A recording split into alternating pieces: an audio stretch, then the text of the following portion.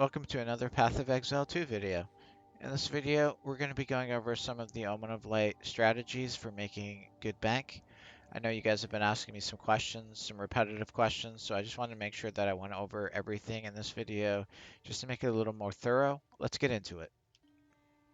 Okay guys, let's talk about the passive tree.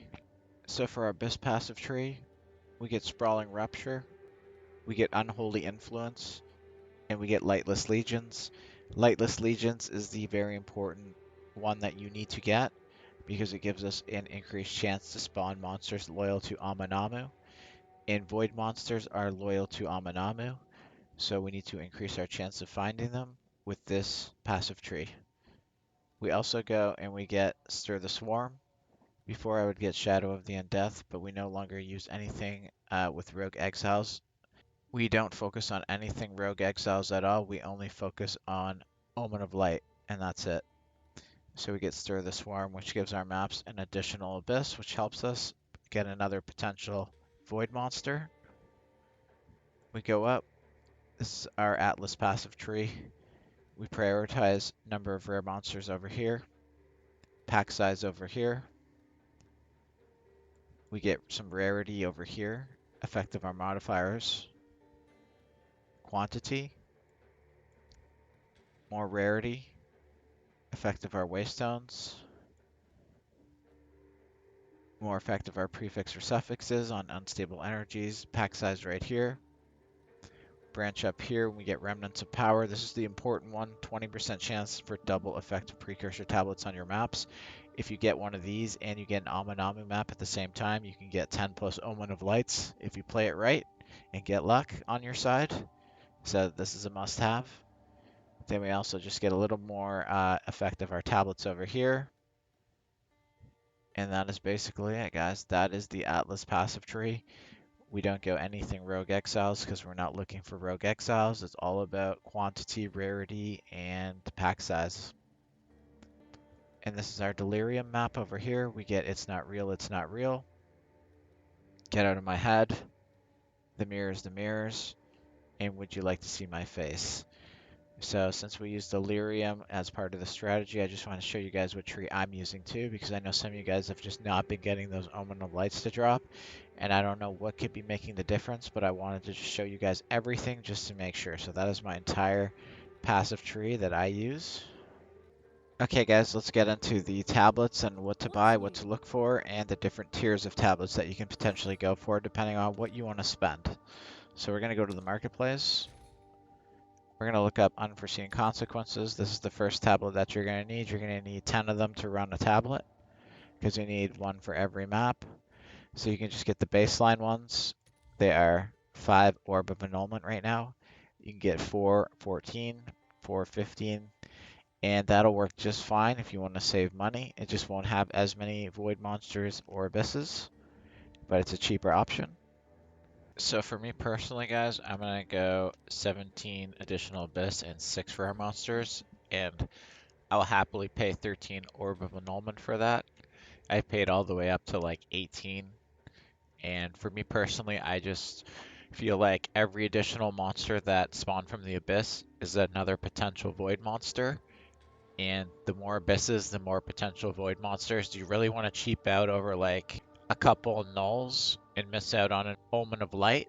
So that's kind of the way I look at it. So I'm just willing to spend the extra money, get nearly perfect or just straight up perfect. I don't search for the perfect one. It's 22 right now. I just search for 17s, and sometimes I'll get 18s with it. So I want close to perfect. For our Deli tablets, you always need to have number of rare monsters and rarity, so you can't really get away from that one. But the prices have come way down. So as you guys can see, 170 Chaos Orb, that's like just over 4 Divine for like the cheapest ones. So they've come way down. For me personally, I'm going to go 25, 35, maybe even better. Oh, 35. or maybe even higher person, I'll pay 55 Orb of Annulment, 68, whatever, 7 Divine, that's fine.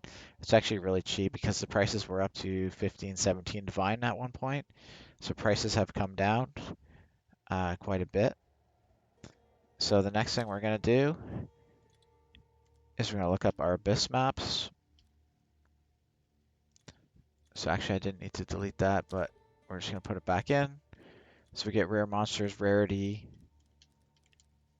Monsters have to have abysmal modifiers, and we get increased monsters in our abysses as well. So there's 2 tiers of this one. You can get just the baseline one, which you'll get for about 35 divine. Again, prices have come down. They were up to 85 or 80 divine at one point after I posted the original video. And so they've come down. You can get them for 35 divine now. For me personally, though, I'm going to go a tier up. And I'm going to get at least 23 rarity, at least 30 rare monsters, at least 25 chance to have abysmal modifiers, and sorry guys, I can't type, and 25 increased monsters. And I will pay 60 divine for one of those, 65 divine, no problem. So that's the highest tier one you can get, or you can just go with the baseline, any one with the same mods. That's going to be 35. You're going to cut your price way down.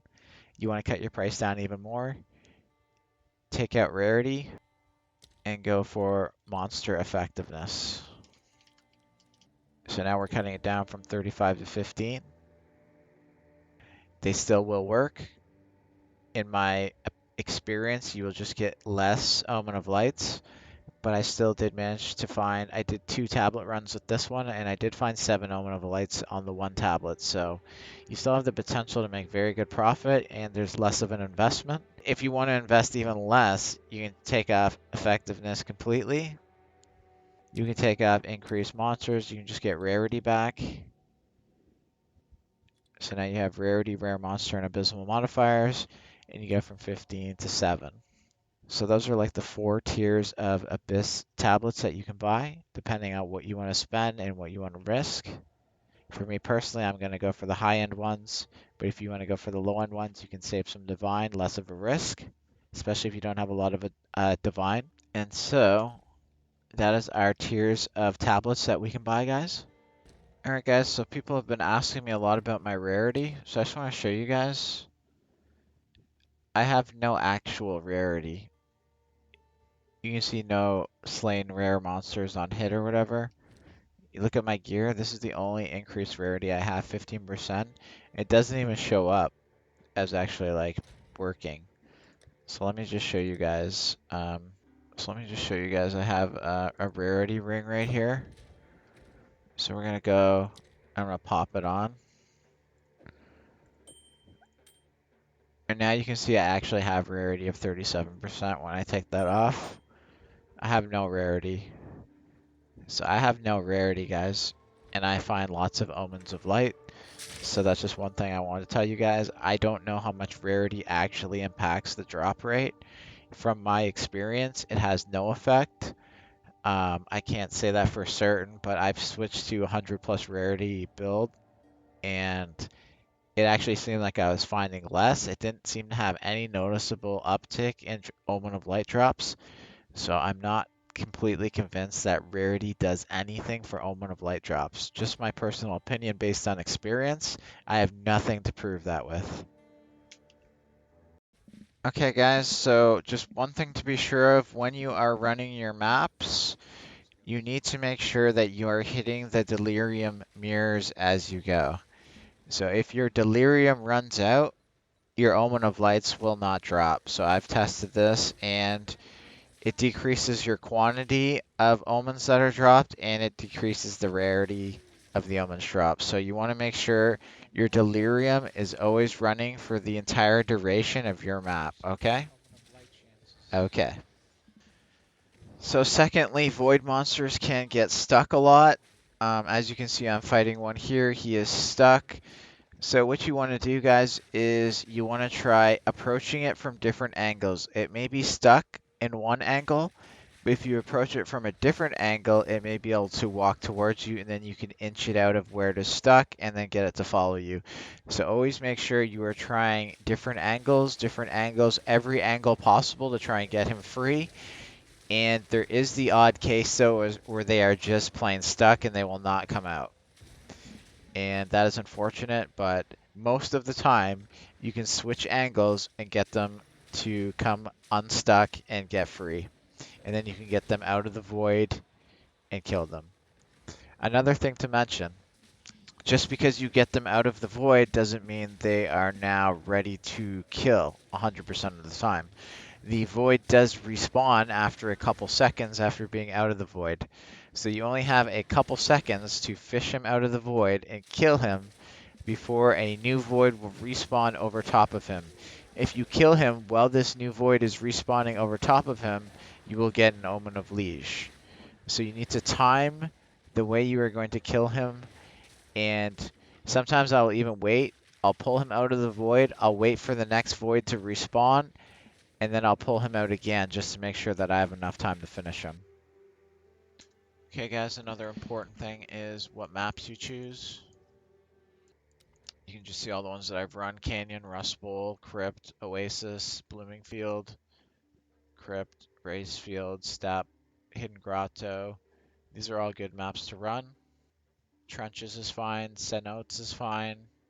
Really, there's just those 4 maps that you want to avoid. That's really the only thing you need to remember: the Molten Vault, Forge, Sun Temple, and Augury. Those are the 4 you want to avoid.